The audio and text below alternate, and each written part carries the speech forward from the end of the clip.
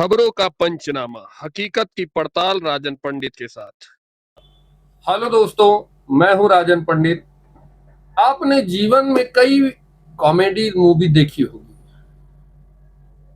और खूब ठहाके भी लगाए होंगे, लेकिन इन मूवियों में जो कॉमेडियन होते हैं उनकी एक खासियत आपने देखी होगी कि जो कॉमेडियन होता है वो जब कोई भी बात करेगा तो वो खुद कभी नहीं हंसता है, लेकिन सामने हुए बैठे हुए लोगों को ऑटोमेटिक बहुत ज्यादा हंसी आती है। आप सोच रहे होंगे कि मैं आज अचानक कॉमेडी की बात क्यों कर रहा हूं। मैं कॉमेडी की बात इसलिए कर रहा हूं कि वर्तमान समय में इस देश की राजनीति में एक कॉमेडी फिल्म चल रही है और उस फिल्म का नाम है कांग्रेस। राहुल गांधी अमर रहे, राहुल गांधी अमर रहे। चौंकिएगा नहीं, पूरा विवरण दूंगा कि आखिर मैं ऐसा क्यों कह रहा हूं, इस बात की सच्चाई क्या है, उस पर पूरी बात करेंगे। बस वीडियो को आपको पूरा देखना है और अगर अभी तक आपने चैनल को सब्सक्राइब नहीं किया है तो चैनल को सब्सक्राइब कर लीजिए, ये मेरा निवेदन है। मेरी मेहनत के लिए आपका ये छोटा सा काम बहुत बड़ा काम करता है। तो मित्रों, इस देश में एक फिल्म चल रही है, कॉमेडियन फिल्म, जिसका नाम है कांग्रेस। और इस फिल्म में जो मेन लीड रोल एक्टर है वो है राहुल गांधी। हंसिए मत, अभी हंसने का समय आगे आने वाला है। मैं ऐसा इसलिए कह रहा हूं कि पिछले कुछ समय से अगर आप कांग्रेस के राष्ट्रीय अध्यक्ष राष्ट्रीय अध्यक्ष नहीं है अभी, लेकिन कांग्रेस के लीडर राहुल गांधी को अगर नोटिस करेंगे तो आप हंसने पर मजबूर हो जाएंगे। कल ही राहुल गांधी का एक बयान आया है, जरा उसको सुनिए। नमस्कार, मैं राजनीतिक परिवार में पैदा हुआ। जब मैं छोटा सा था 1980 में प्रियंका और मैं घर में लेई बनाते थे, रात को निकलकर पोस्टर चिपकाते थे। अब आप सोचिए, वो राहुल गांधी जिसके नाना नेहरू इस देश के प्रधानमंत्री रहे, जिसकी दादी इस देश की प्रधानमंत्री रही, जिसके पिता इस देश के प्रधानमंत्री रहे, वो यह बात कह रहा है कि 1980 में मैं और मेरी बहन प्रियंका रात में लेई बनाते थे और पोस्टर चिपकाते थे कांग्रेस का। अब इस बात पर आपको हंसी नहीं आएगी तो और क्या होगा। भले ही कोई कितना कांग्रेस का कितना भी चाटुकार क्यों ना हो, कितना भी उसकी भक्ति में अंधा क्यों ना हो, लेकिन यह बात तो पचाने लायक बिल्कुल भी नहीं है कि राहुल गांधी और प्रियंका लेई बनाते थे और पोस्टर चिपकाते थे। अरे वो कांग्रेस पार्टी जो पूरे देश पे शासन 1980 में करती थी, उसके पास लाखों कार्यकर्ता थे, तो राहुल गांधी और प्रियंका पोस्टर चिपकाएंगे। लेकिन पता नहीं क्या हो गया है राहुल गांधी जी को। एक बयान उन्होंने 4 घंटे बाद फिर दिया। स्कूल पढ़े हो ना हिंदुस्तान में? स्कूल पढ़े ना? आप मुझे बताओ, आपने स्कूल में हिस्ट्री की तो किताब पढ़ी होगी, उसमें ओबीसी की हिस्ट्री कौन सी थी? कहां थी? उसमें कहीं लिखा था ओबीसी की हिस्ट्री के बारे में? कुछ लिखा था? मैंने तो नहीं पढ़ा। आज जब मैं बात को समझ रहा हूं तो मैं अपने आप से सवाल पूछता हूं, भैया जब मैं छोटा था तो इस देश की जो 55-60% लोग हैं उनकी हिस्ट्री की किताब में है ही क्यों नहीं? ये जानबूझ के मिटाया गया है। ये कहते हैं कि आपने इतिहास की किताबें तो पढ़ी हैं। हंसी मत, हंसी को रोकिए, बात को समझिए। ये कहते हैं ओबीसी की किताबें आपने इतिहास की किताबें तो पढ़ी होगी, उन किताबों में ओबीसी का वर्णन नहीं था जो इस देश में 55-60%।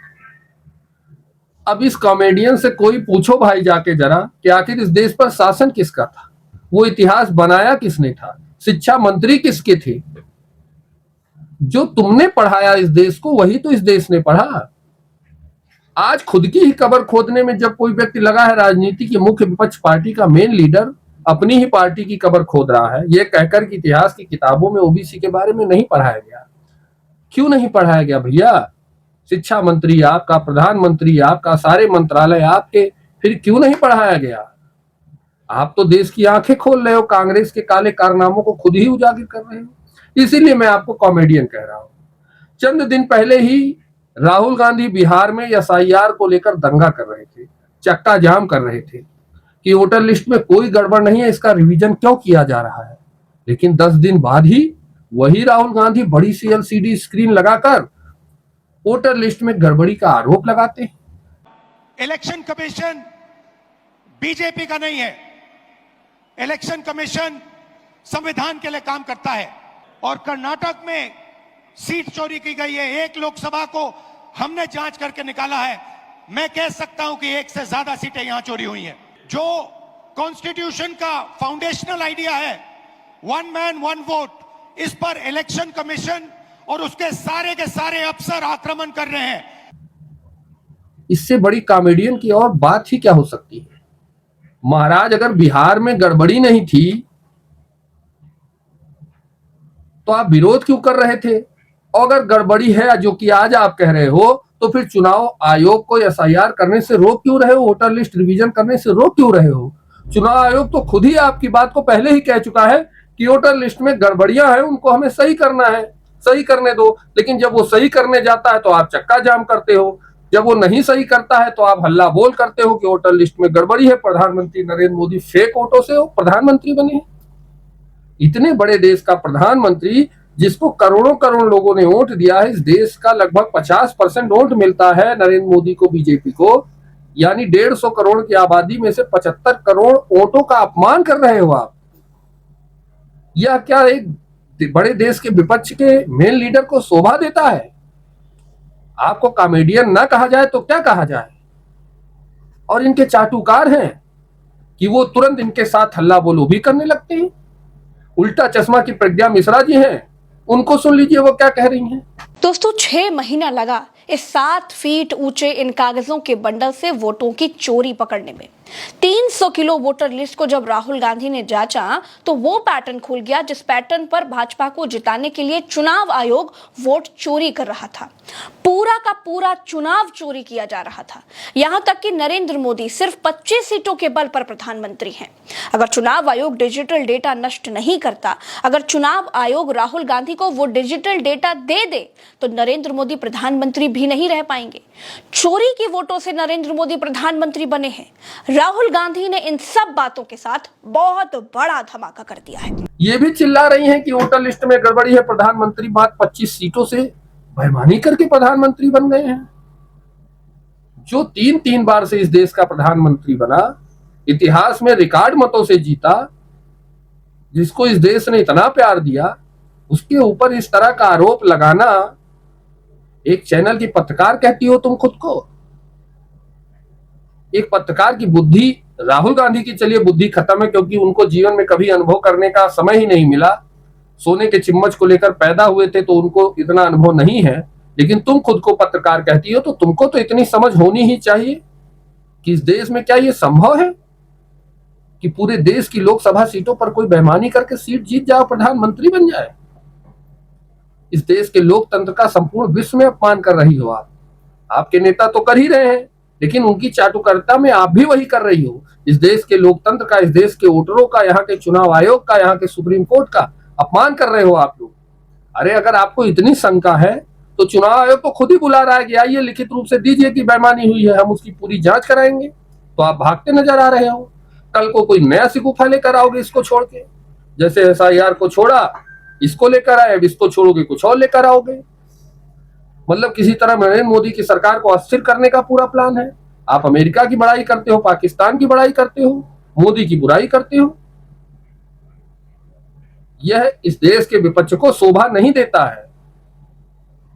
आपको यह सोचना होगा राहुल गांधी जी कि आप बोलने के पहले सोचिए कि आप क्या बोलने जा रहे हैं।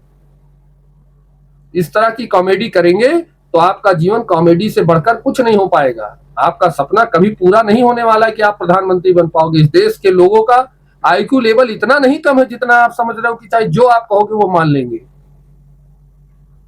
आप कह दोगे कि मैं 80 के दशक में लेई लगाकर पोस्टर चिपकाता था तो इस देश की जनता मान लेगी। अब ये वो जनता नहीं है। आज की जनता का आईक्यू लेवल बहुत ऊपर, उसके हाथ में ग्रोक है, एआई है, चैट जीपीटी है, गूगल है। वो हर चीज को खुद सर्च कर सकता है, हर चीज जानता है। आपने जिस व्यक्ति को लेकर यह आरोप लगाया कि वोटर लिस्ट में गड़बड़ी है, उसने खुद आकर सामने ये कह दिया कि नहीं कोई गड़बड़ी नहीं है, मैंने अपना खुद ही स्थान चेंज किया था, तो अप्लाई करके मैंने अपनी वोटर आईडी वहां ट्रांसफर कराई थी। पहले मैं लखनऊ रहता था, फिर मैं बॉम्बे रहने लगा, फिर मैं बेंगलोर रहने लगा, तो मैंने खुद ही अपनी वोटर आईडी ट्रांसफर कराई है। अब आपका मुंह धुआं धुआं हो गया। इतना हल्ला बनाने का कि मैं एटम बम फोड़ूंगा, चुनाव आयोग भाग जाएगा, सरकार गिर जाएगी। एटम बम आपने कैसा फोड़ा कि फुस हो गया, चुनाव आयोग तक पहुंच ही नहीं पा रहा है वो। उसका धुआं नहीं पहुंचा। तो कहने का मतलब ये है राहुल गांधी जी की थोड़ा सा अपनी समझ को बड़ा करिए।